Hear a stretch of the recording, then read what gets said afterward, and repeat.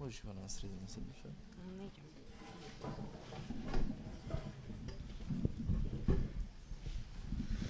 Thank you very much, all of you, for the presentations. Just to keep up with the speed of your speech, I'll be curious to ask how it really is when you are competing artistically with the genius of a prime minister. That's very important question. That's my position. I think that's why it's very important, this colorful revolution. I didn't have so much time to explain, but what was colorful revolution? People, almost 3 months, every day, were throwing color on the new monuments that were built by the government. So they were marking them, they were de-aestheticizing them. So that was one of the solutions, like using art activism, political activism to fight against this very powerful curator. But that's also interesting in terms of dynamics. Was artists involved in that act, or was it people, was it activists? Was there some kind of exchange of vibes, ideas, whatever? There were exchange of vibes and ideas. There involved a lot of artists, a lot of activists. There was a mixture of different experiences. It was not, actually didn't start it as artistic project, but it uses art somehow, or art tools for struggle.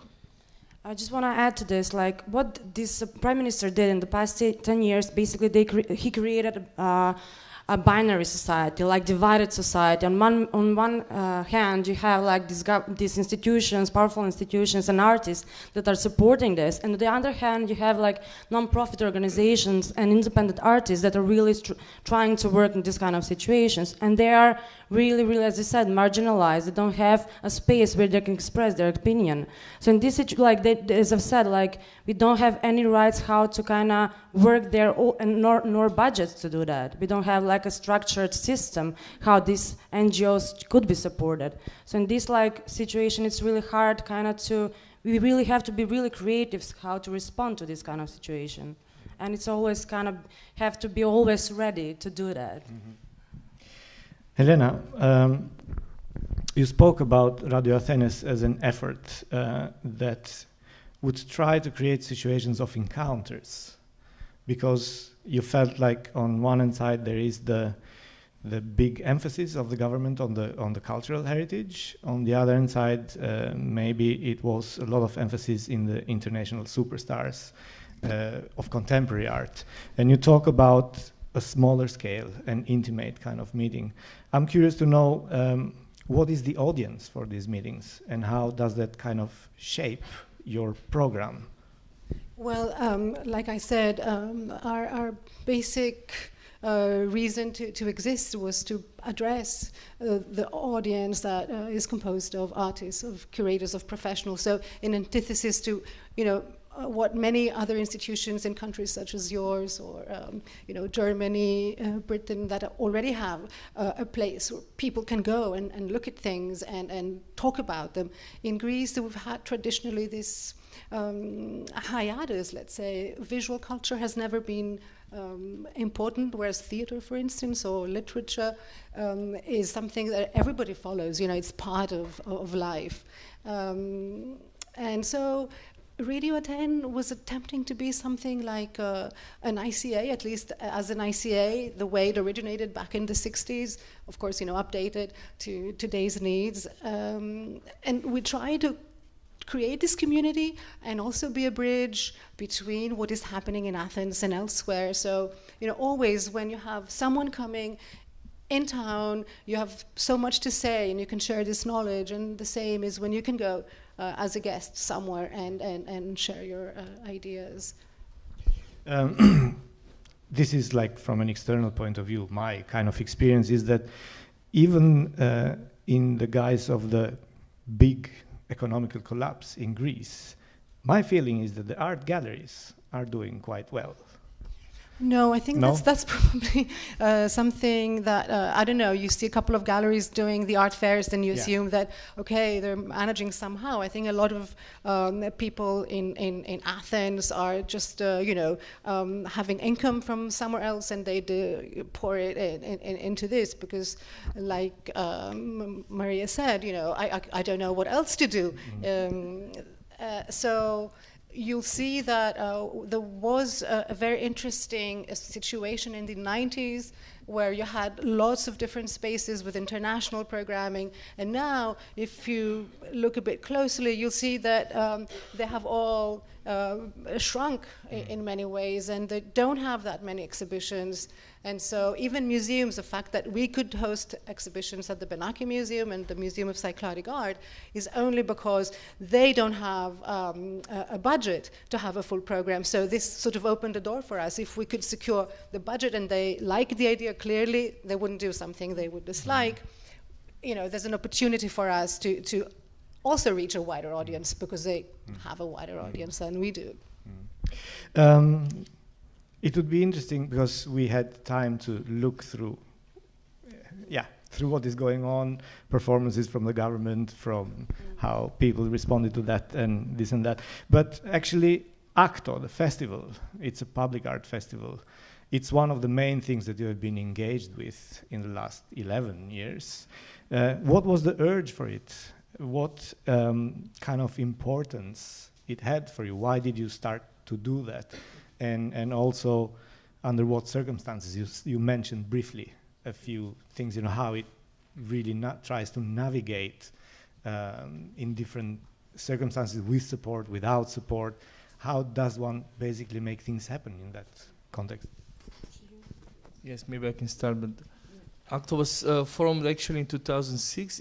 It's interesting, we were thinking with Ivana after 11 years when we draw some diagram of how it was, the dynamics of Akto is interesting because it was mainly at the beginning funded by the municipality of Bitol, of the city where we organized it.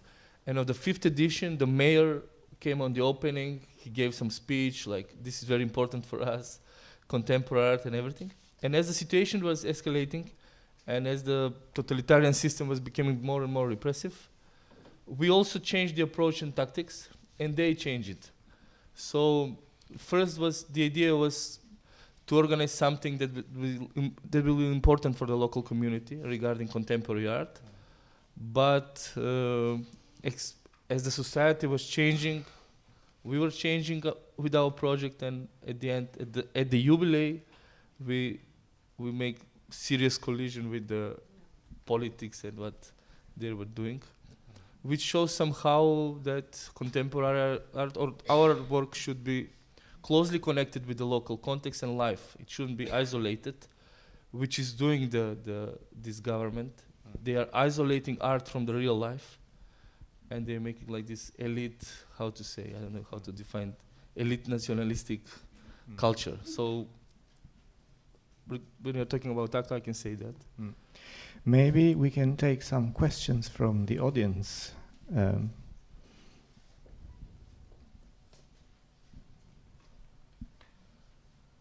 If there is. Otherwise, I have another question. Documenta is opening in less than a month or in 2 weeks. I'm curious to know how that has impacted the art scene. What are its effects and what does it offer, or is it considered problematic in the local art scene in relation to a very big international art event, the biggest? I think this is a very, very interesting question, and we'll be able to all answer it, in the end. I think in the aggregate, it will be very positive for Athens. And I guess when it was announced that the Documenta team, half of the team will be based in Athens, it started like, a love affair, which gradually became a little sour because many of the people in the scene, particularly, artists or gallerists representing artists, felt that this was a great opportunity to be perhaps involved or to, have studio visits.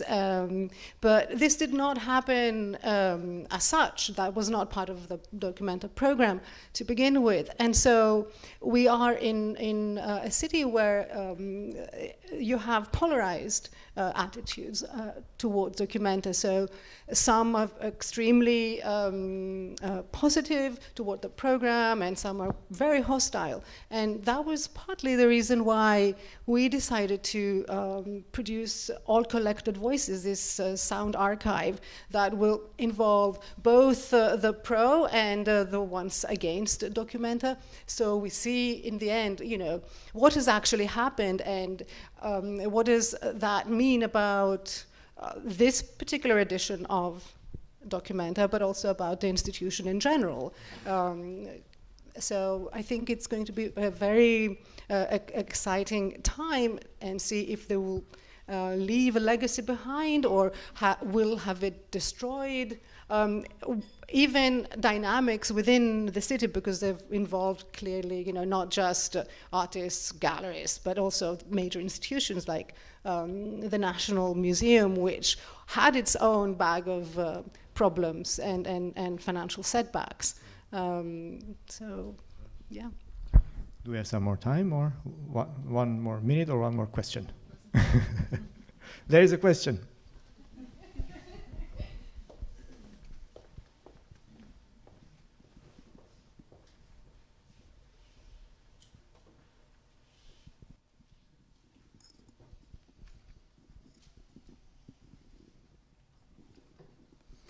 Now, hi. I often find very inspiring to see the art scene in Latin America, for example, also in the south of Europe, and also your examples. My question is, do you think that institutional crisis and democratic deficit it's needed for art to develop? I don't think so, though, but it can be inspiring. It always is. It always motivates and asks for a response and kind of reflection to what is going on. But at the same time, it's not always a solution to that kind of motivation. In this the specific situation is Macedonia we are cultural workers, and we have to do this. We have to continue to do this. We cannot, as you said, we cannot do anything else. Actually, in this moment, and I'm sorry that I'm continuing this harsh note and hard note. In this moment, we are under the financial police of Macedonia is basically investigating the functioning of our organization. So basically, they are finding mechanisms how to really stop us working and continue working on what we set our opinions on. So it's really it's not always stimulating. In this moment, we cannot really work. Like they came and they're occupying our office and our accountant for three months. So it's not always like we are in a situation of thinking how to continue and why we are doing this and should we move somewhere else. Thank you.